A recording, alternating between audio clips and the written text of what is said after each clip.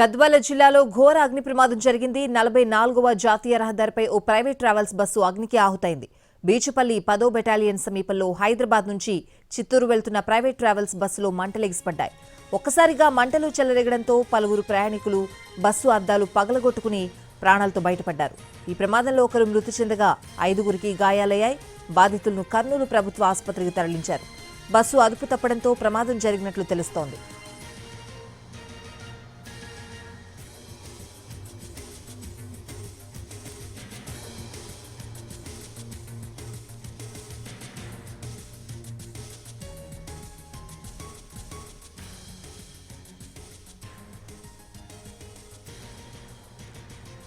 గద్వాల జిల్లాలో జరిగిన బస్సు ఘోర అగ్ని ప్రమాదానికి సంబంధించిన పూర్తి అప్డేట్స్ అడిగి తెలుసుకుందాం. మా ప్రతినిధి అహ్మద్ పాషా లైవ్ లో సిద్ధంగా ఉన్నారు సంఘటనా స్థలం నుంచి. పాషా, అక్కడ ఎవరున్నారు, ఏం చెప్తున్నారు, అసలు ప్రమాదం ఎలా జరిగింది, డీటెయిల్స్ తెలిసినాయా?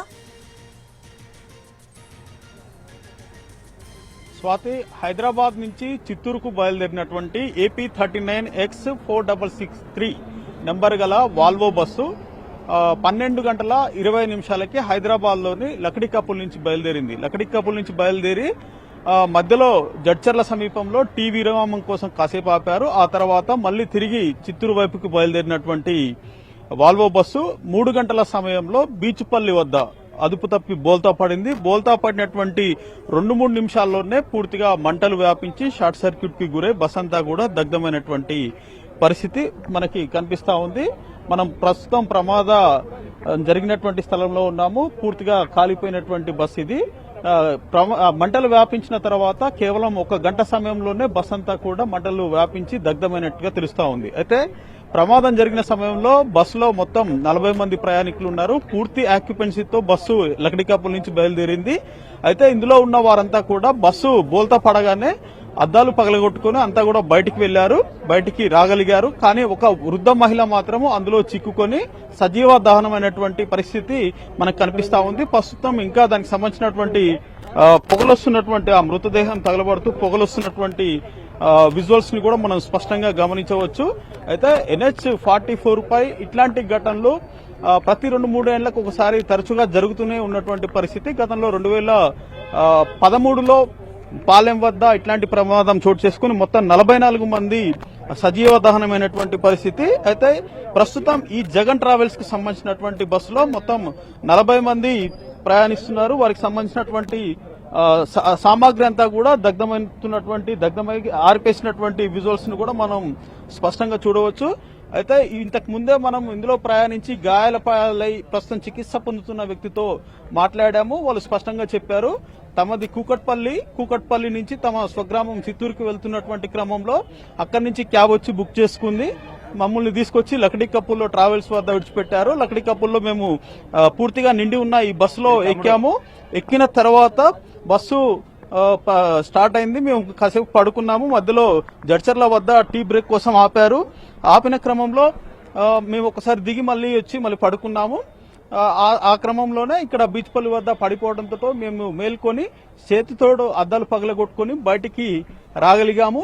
తమ మిత్రులు, తమ బంధుమిత్రులంతా కూడా క్షేమంగానే బయటపడ్డారని చెప్తున్నారు. మన విజువల్స్ లో స్పష్టంగా చూడవచ్చు. ఇందులో చిక్కుకున్నటువంటి మహిళ ఇంకా దహనమవుతున్నటువంటి విజువల్ ఇది హృదయ విదారకరమైనటువంటి ఘటన అని చెప్పుకోవాలి.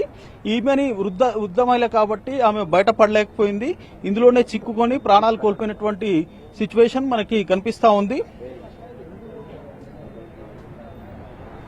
స్వాతి, అయితే ఇప్పటివరకు ఈ ప్రయాణికులకు సంబంధించినటువంటి వివరాలను ట్రావెల్ ఏజెన్సీ నుంచి సేకరించే పనిలో పోలీసులు ఉన్నారు. ఎవరెవరు ఇందులో ప్రయాణించారు, ఎక్కడి నుంచి ఎక్కడికి ప్రయాణిస్తున్నారు అనే వివరాలను పోలీసులు సేకరిస్తున్నారు. మరి కాసేపట్లో పూర్తి వివరాలు వెల్లడిస్తామని చెప్పేసి పోలీసులు చెప్తున్నటువంటి పరిస్థితి. అయితే ఏపీ 39X4663 నెంబర్ గా ప్రస్తుతం గుర్తించారు. ఇది అమెజాన్ జగన్ ట్రావెల్స్ కు సంబంధించినటువంటి బస్సుగా పోలీసులు నిర్ధారణకు వచ్చారు.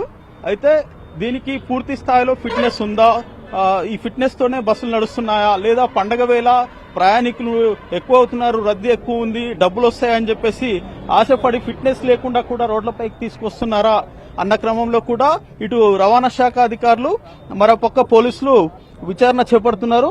పూర్తిగా ఇందులో దగ్ధమైనటువంటి వస్తువులను కూడా మనం గమనించవచ్చు. కొన్ని ఆధ్యాత్మిక సంబంధించినటువంటి పుస్తకాలు కూడా మనకి కనిపిస్తున్నాయి.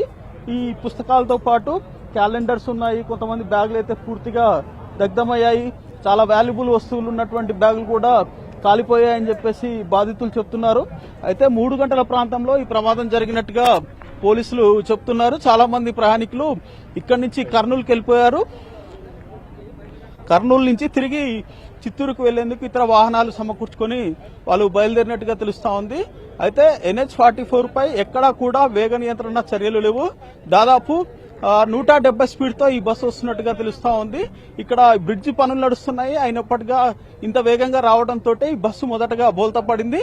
బోల్తా పడి మొత్తం పొగలు కమ్ముకున్నాయి. ఆ పొగల నుంచి మేము అద్దాలు పగలగొట్టుకుని బయటకు వచ్చామని చెప్పేసి ఇందులో గాయపడ్డటువంటి వారు చెప్తున్నటువంటి పరిస్థితి మనకు కనిపిస్తా ఉంది. స్వాతి. రైట్ పాషా.